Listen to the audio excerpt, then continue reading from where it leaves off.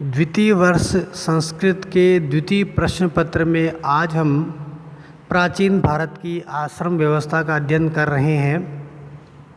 आश्रम शब्द की व्युत्पत्ति आ उपसर्ग पूर्वक श्रम धातु से घय प्रत्यय करने पर आश्रम शब्द निष्पन्न होता है, जिसका शाब्दिक अर्थ है परिश्रम करना।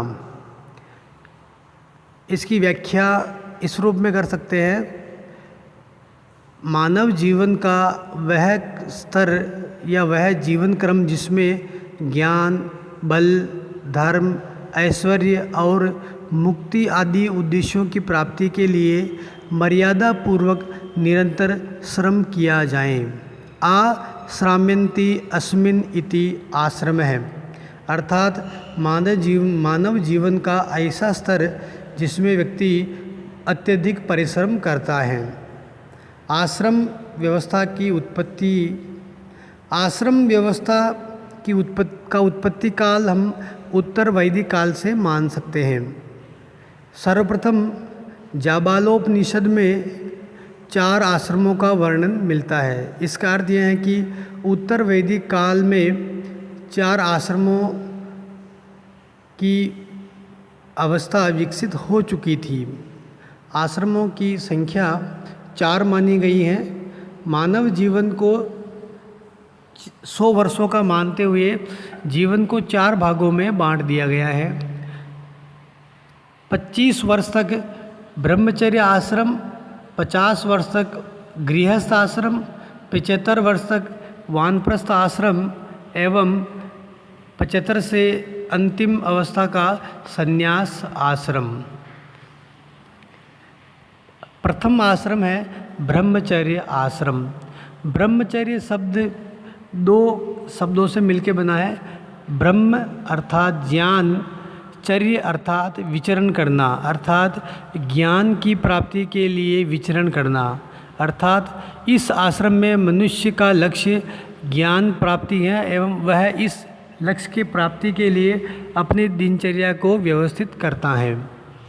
ब्रह्मचर्य आश्रम का प्रारंभ उपनयन संस्कार से होता था एवं इसका अंत समावर्तन संस्कार द्वारा होता था। बालक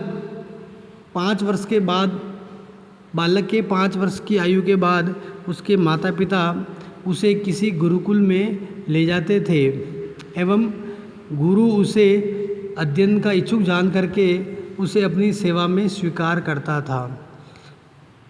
छात्र का निवास, उसका भोजन आदि व्यवस्था गुरुकुल में ही की जाती थी।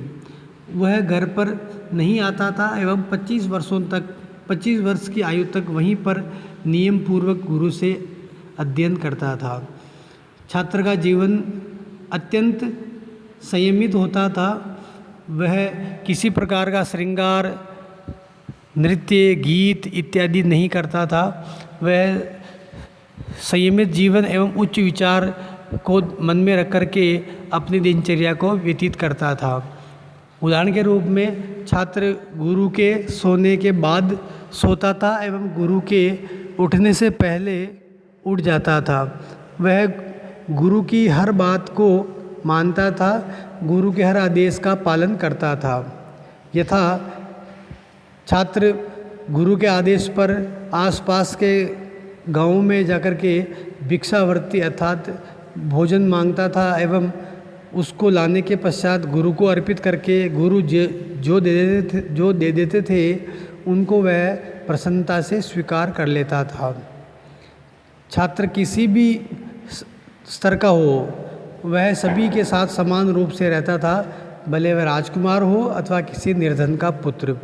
इससे उसमें अहम की भावना विकसित नहीं होती थी। छात्र विभिन्न विषयों की सैद्धांतिक एवं प्रायोगिक शिक्षा प्राप्त करता था। गुरु समय समय पर उसके ज्ञान की परीक्षा लेते थे एवं सफल होने पर ही उसे अगले शिक्षा देते थे, अन्यथा उसे पुनः उसी को पढ़ने पर भेज देते थे। छात्र को श्रम पर बल दिया जाता था, अर्थात छात्र को स्वयं ही अपने वस्त्र धोना, वन में लकड़ी काट के लाना, भिक्षा मांगना, गुरु की आदेश की पालना करना, कृषि, पशुपालन, गुरुकुल की जो भी आर्थिक व्यवस्था होती है उनको सब मिल कर के संभालते थे। तो छात्र परिश्रम पर ध्यान देता था, भले वो शारीरिक श्रम हो अथवा बौद्धिक श्रम। इस प्रकार हम यूँ कह सकते हैं कि एक छात्र के अनियमित एवं अनुत्तरदायी जीवन की समाप्ति होकर के एक नियमित, अनुशासित, गंभीर एवं व्यवस्थित जीवन शैली प्रारंभ होती थी। 25 वर्षों तक छात्र इस प्रकार की जीवन शैली में ढल करके एक सुयोग्य नागरिक के रूप में तैयार होता था। इस आश्रम का महत्व, चूँकि किसी भी मानव के शारीरिक विकास का प्रथम चरण ब्रह्मचर्य आश्रम होता है, अतः छात्र यदि संयमित रहेगा तो उसका शारीरिक विकास होगा, गुरु के समीप रह के अध्ययन करेगा तो उसका बौद्धिक विकास होगा। छात्र गुरुकुल में रह कर के श्रम करेगा तो उसे परिश्रम का महत्व समझ में आएगा और शारीरिक, मानसिक, आध्यात्मिक, भौतिक विकास के द्वारा भावी गृहस्थ जीवन हेतु एक सुयोग्य नागरिक बन सकेगा, उसमें योग्यताएं विकसित होगी। ब्रह्मचारी के प्रकार। कुछ विद्यार्थी अध्ययन की समाप्ति के बाद भी अध्ययन की इच्छा करते थे एवं कुछ गृहस्थ आश्रम में प्रवेश करते थे। तो जो विद्यार्थी 25 वर्ष की आयु के बाद अपनी शिक्षा पूरी होने के बाद गृहस्थ आश्रम में प्रवेश के इच्छुक होते थे, ऐसे छात्रों को उपपूर्वाण ब्रह्मचारी एवं छात्राओं को सद्य उद्वाहार कहा जाता था। जो विद्यार्थी आजीवन ब्रह्मचर्य आश्रम के इच्छुक थे, अर्थात जीवन भर अध्ययन करना चाहते थे, उन छात्रों को नैष्ठिक ब्रह्मचारी एवं छात्राओं को ब्रह्मवादिनी कहा जाता था। इस प्रकार ब्रह्मचर्य आश्रम के संक्षेपित विवेचन से यह स्पष्ट होता है कि उस समय ब्रह्मचर्य आश्रम का अर्थ था नियम पूर्वक विद्या प्राप्त करना, गुरुकुल में रहना, समाज में बहुत कम जाना एवं आश्रम में ही रह कर के अपने आवास, भोजन आदि की पूर्ति करना। वर्तमान में हम देखते हैं कि कुछ विद्यालय गुरुकुल पद्धति में, अर्थात छात्रों को वहीं छात्रावास आदि में रख कर के इस प्रकार की शिक्षा देते हैं। इससे यह होता है कि छात्र बाहरी वातावरण से दुष्प्रभावित कम होता है एवं अपने लक्ष्य की ओर अधिक प्रेरित रहता है। इसी प्रकार ब्रह्मचर्य आश्रम में, गुरुकुल में रह कर के छात्र संयमित जीवन, कठोर परिश्रम एवं अध्ययन पर ध्यान देकर के एक सुयोग्य नागरिक बन जाता था।